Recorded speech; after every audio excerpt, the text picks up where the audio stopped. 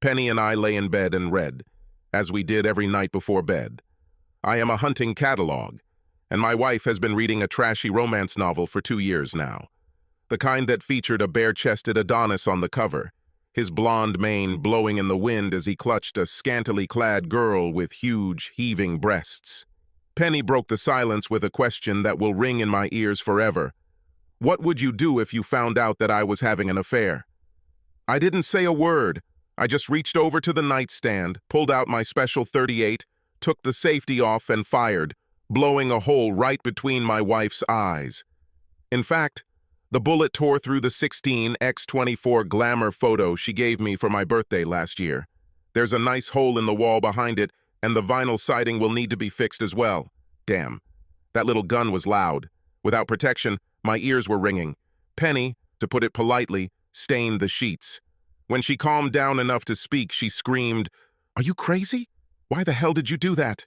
She was still shaking. To answer your questions in order, first of all, no, I'm not crazy. And secondly, to show you what would happen if you ever cheated on me, only I would shoot your pretty face and not your picture. But first, I will make you watch me execute the cheating bastard who desecrated our marriage vow. Suffice it to say that I knew for sure that at 11 in the morning she would be committing adultery with her boss, one Roger Lamphere, 57, in our bed. When I arrived home at 11:10, my heart was pounding with joy because the driveway was empty. I prayed that my facts would be wrong. However, I needed to get inside to make sure no one was home. Our house has a side garage, and I was able to pull into the driveway without being seen from the master bedroom. When I opened the garage door, I almost threw up. Next to Penny's BMW stood someone else's black Mercedes. I knew what I had to do. I took a deep breath and calmly loaded the 12-gauge pump-action shotgun with 6 high-velocity rounds. These were duck rounds that spat out steel that was shot over 100 feet into the air. I made a circle and slowly opened the door. On the floor of the Italian marble hallway lay a pile of discarded clothes that Penny simply had to have. Fury boiled over when I saw my birthday present for her hanging from the railing, a pair of lace panties and a bra that my wife had yet to wear for me. As I walked up the spiral staircase, I heard them having sex like animals in our marital bed. No words, only guttural sounds, like two lovers who cannot speak.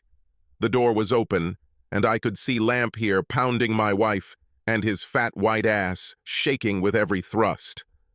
I waited until he stood up straight and then walked up behind me so Penny wouldn't see me. I really wanted it to be a surprise. Once he had a good rhythm, I aimed the gun about 6 inches from the base of his skull and pulled the trigger. Fire erupted from the barrel, and 100 pea-sized steel pellets pierced his head. I was amazed to see his body give 2 more thrusts before collapsing onto Penny. I think it took his brain a while to tell his body that it was going to spend eternity in a disgusting box. Penny let out a single scream as the bright red blood and gray matter of his brain sprayed onto her. Then she fell silent. She fainted. I had never killed anyone before and didn't know what to do. I really wanted to talk to Penny before I executed her. So I rolled the dead bastard off her and onto the floor.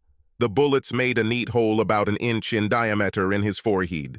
Until today, every dead person I have ever seen has been made up by an undertaker to look like they are sleeping. No, Lamphere looked very dead and would not be buried in an open casket. He fell to the floor with a thud, and then I saw that his eyes were still wide open and looking at me. I have to admit this made me nervous, so I pulled the blanket off the bed and threw it over the corpse. After a few minutes of waiting, I started to get impatient. I went to the bathroom, poured a glass of cold water, and splashed it on Penny's face. She sat down and shook her head. She seemed to be trying to figure out if it was all a bad dream. She realized this was not the case when she ran her hand over her face and found Lamphere's blood on her hand. I could see that she had realized the reality of her predicament by the sheer horror in her eyes. She tried to scream, but fear did not allow the sounds to escape. The only sound was her gasping for air, like an asthmatic trying to take a breath. All too soon it gave way to her banshee-like screams. I was starting to worry that I wouldn't have the heart to shoot her. I mean, it's one thing to shoot a fat fuck in the back, but it's another thing entirely to kill the woman I loved. I mean, I'm an accountant, not a hitman. You know I get angry when you cry. I'm telling you right now, stop this crap. It won't help you at all. I offered her a towel to wipe the blood from her bare chest. She began to speak, but her lips trembled so much that I could not understand her. I told her to calm down and take a deep breath, because I wanted to hear what she had to say. After a couple of minutes, I was finally able to make out, "I will die. Remember what I told you? What I would do if you had an affair?" She nodded her head.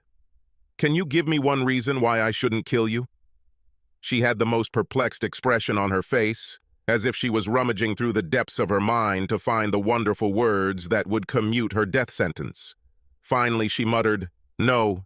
You've been my wife for 7 years, so I'll give you 7 minutes to make your peace with God. I warn you, if you decide to talk me out of murder, I will blow your head off at that very moment." I looked at my watch and said, "Time has passed." Penny closed her eyes, and I assumed she was praying because I could see her lips moving. Then she opened her eyes and moaned pitifully. 5 minutes. I'm so sorry. I screwed up. I'm a slut. 4 minutes. Penny fell silent. I wonder what I would do if I only had 4 minutes to live. I looked at my watch. 3 minutes. Matt, I'm so scared. Me too. Tears rolled down my cheeks. 2 minutes. Will it be very painful? Close your eyes. You will open them in heaven. Penny began to sob louder, but finally managed to say, "Please shoot me in the chest, not in the face." I nodded and pointed the gun at her heart. "Goodbye." The characteristic metallic sound with which the shutter clicked, firing a 12-gauge cartridge, echoed throughout the room. "I love you. I love you too." I pulled the trigger and ripped the life out of my wife. The shot made a hole in her chest the size of the hole she left in my heart. I sat next to her lifeless body and cried for at least an hour. Then I took out a notepad and began to write my confession. I started by talking about the hole in the picture and ended with the words, "I am a man of my word, and I kept my promise to my wife." My stomach growled, and I realized that all I had eaten all day was a cup of coffee. If I call the police right now, I'll be lucky if I can get something to eat before tomorrow morning, I thought. And then inspiration struck me. Pizza. I went downstairs and found a menu for an Italian restaurant next door that delivered food.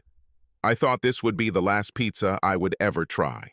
I opened what would no doubt be my last bottle of beer and wrote a note to my brother while I waited. I told him how to dispose of my property and bank account information.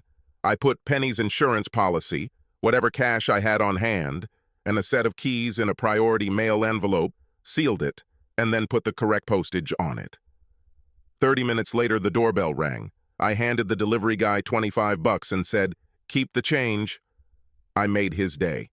I wasn't sure if it was real or not, but I remembered that in almost every detective show, the bad guy's belt and shoelaces are taken away so he doesn't hang himself. I knew there would be television cameras in court, and I didn't want to walk around like I was homeless. I went to the bathroom and took what I expected to be my last hot shower, then changed into comfortable pants that didn't need a belt and a pair of moccasins.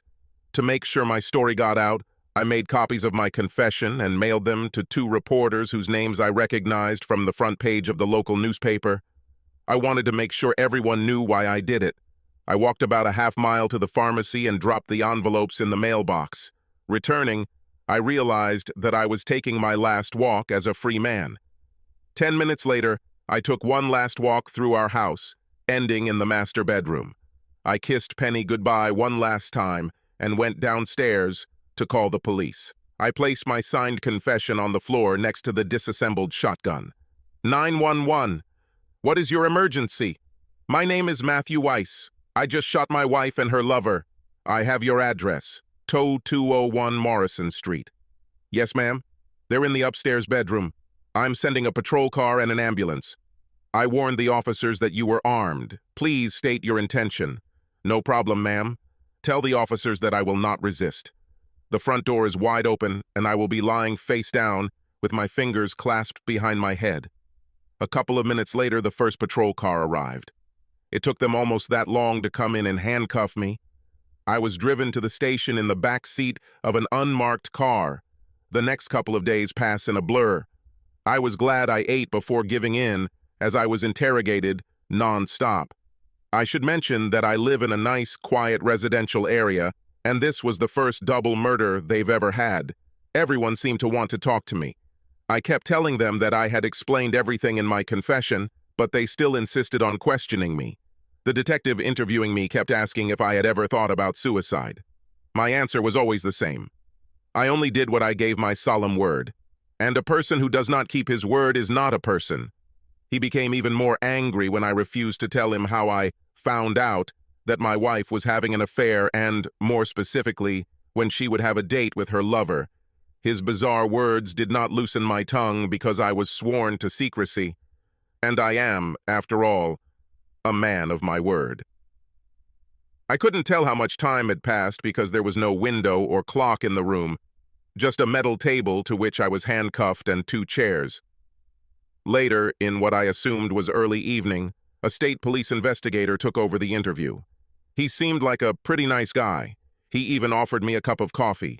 The taste was hellish. I told my story again. He thanked me for my time and said he would return when it was time for me to go to court. I was then examined by a psychiatrist to determine if I was going crazy. When he asked if I felt remorse, I replied, "No, I feel betrayed." I was betrayed by a woman who promised before God and people to leave everyone else. Then I added, I had to do what I did, otherwise I wouldn't be a man. He was not very happy with my answers. We had a long argument about my morals and ethics for what must have been 2 hours before he announced that he had what he needed. I was shackled and taken back to my cell to await the next inquisitor. The next morning, I was brought before a judge to face charges. After the indictment was announced, I was asked if I admitted my guilt. "Guilty, Your Honor." My court-appointed lawyer, who looked like he was straight out of law school, shouted, "No, Your Honor. My client did not do this. I mean, it was a crime of passion, and I declare his temporary insanity." I also vigorously objected that I was not crazy and that I knew what I was doing.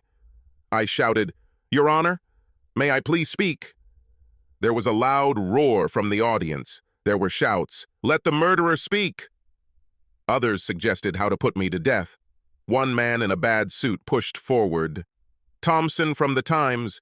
I received your confession by mail, Mr. Weiss. Is this reliable?" I answered, "Yes, my confession is real," and a couple of burly sheriff's deputies pushed me out of the courtroom. I never heard back from the judge.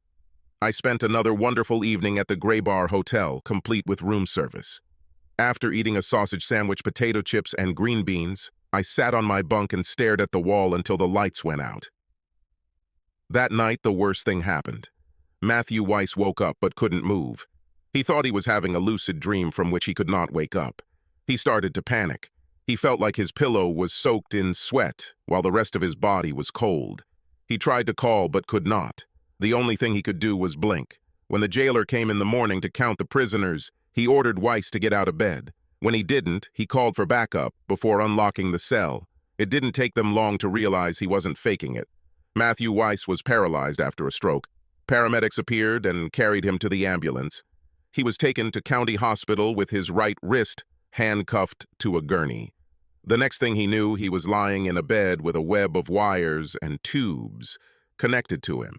He overheard someone explaining that he had had a massive stroke, but it looked like he would live. 6 months later, he could move his left arm enough to feed himself.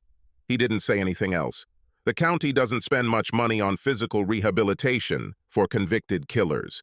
So Matthew Weiss spent the rest of his life sitting in a wheelchair, staring at a wall. Sometimes the minimum wage intern would turn on the TV. It didn't matter because he lived in his mind, reliving his marriage, fast-forwarding to the bad times and dwelling on the good. He also had great philosophical disputes regarding his final judgment. He was convinced that he would be reunited with his wife. 10 years later, the angle of death took the soul of Matthew Weiss. He died with a smile on his face. When a reporter called to tell Mrs. Lamper that her husband's killer had died, she smiled too. She smiled because her secret died with him. No one will ever know that it was she who made the phone call that forced Matthew to prove that he was a man of his word.